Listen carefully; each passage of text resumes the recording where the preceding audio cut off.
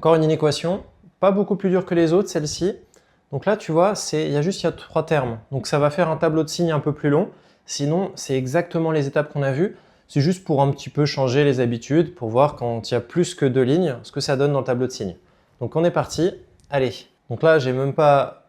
j'ai attaqué direct. Donc, tu vois, là, ce que je pose, pour le moment, j'ignore l'inégalité, je m'en moque. Voilà, supérieur ou égal à 0, on s'en moque. Tant qu'il y a du 0 à droite, c'est tout ce qui nous importe. On verra ça tout à la fin pour résoudre l'inégalité. Première étape, on veut savoir quand est-ce que cette inéquation s'annule. Enfin, cette équation maintenant s'annule. Donc là, c'est une équation produit. A fois B fois C égale 0.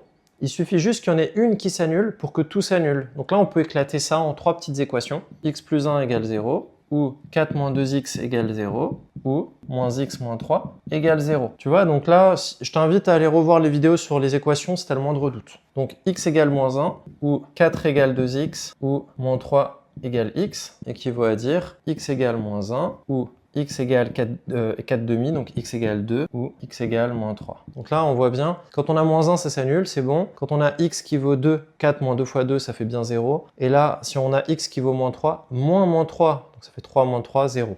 Donc toujours revérifier si tu n'as pas fait une petite erreur de signe, parce que, attention, hein, ça je ne l'ai pas encore dit, s'il y a la moindre erreur sur une des valeurs ici, ça va se répercuter dans ton tableau de signes, sachant qu'il y a plusieurs lignes et qu'à la fin, on fait le total sur les autres lignes. S'il y a un décalage, par exemple, d'une valeur ici, ça casse ton tableau de signes. Et donc, à la fin, ça casse les solutions. Alors, il y aura 2 catégories de profs. Il y a le prof qui va dire, bon, c'est une petite étourderie, ça arrive. Il va dire, bon, le raisonnement est cohérent. Donc, il va donner pas mal de points. Et il y a le prof qui dit, quand même, t'exagères. Et là, il va enlever quasiment tous les points et ça va être une catastrophe. Donc, vraiment, c'est de la rigueur de A à Z et il faut faire attention aux boulettes d'inattention.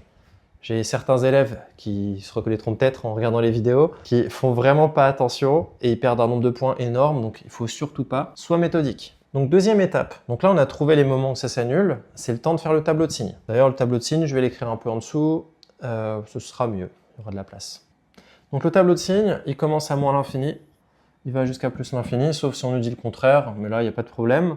Les valeurs remarquables, ça va de moins 3, moins 1, 2, ça va être ça va de ça à ça, donc dans l'ordre croissant. Ensuite, tu vas mettre les différentes parenthèses. Donc il y a le x plus 1, c'est la première parenthèse. Deuxième parenthèse, 4 moins 2x. Troisième parenthèse, moins x moins 3. Et dernière parenthèse, alors là, il faut tout recopier. J'ai la flemme, donc on va dire que c'est f de x. Voilà, j'espère que tu m'en tiendras par rigueur. Donc sinon, c'est pas grave. Donc ça, c'est f de x. Bon, c'est pas très rigoureux d'écrire ça, c'est juste pour comprendre d'où ça vient.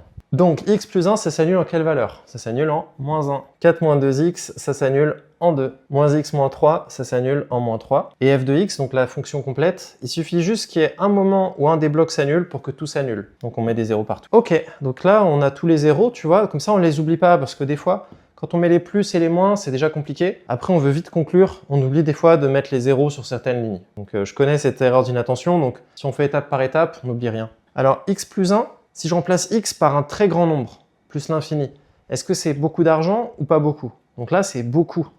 Donc, plus. Et au contraire, si c'est moins l'infini plus 1, est-ce que c'est beaucoup ou pas beaucoup? Là, on est dans les négatifs, très grands négatifs. Moins. 4 moins 2x. Donc, moins 2 fois plus l'infini. Attention, il y a un moins en facteur. Un moins fois un très grand nombre, ça va faire un très grand nombre négatif. Et inversement, en moins l'infini, ça fera moins 2 fois moins l'infini. Moins, ça fera plus. Donc on aura plutôt les plus à gauche. On peut faire aussi joujou avec les histoires de droite. Donc quand c'est une droite qui monte, ça va faire moins plus, parce que ça monte. D'abord il y a les moins, ensuite les plus. Quand c'est 4 moins 2x, là il y a un moins 2 en facteur du x. Le coefficient directeur est négatif, c'est une droite qui descend.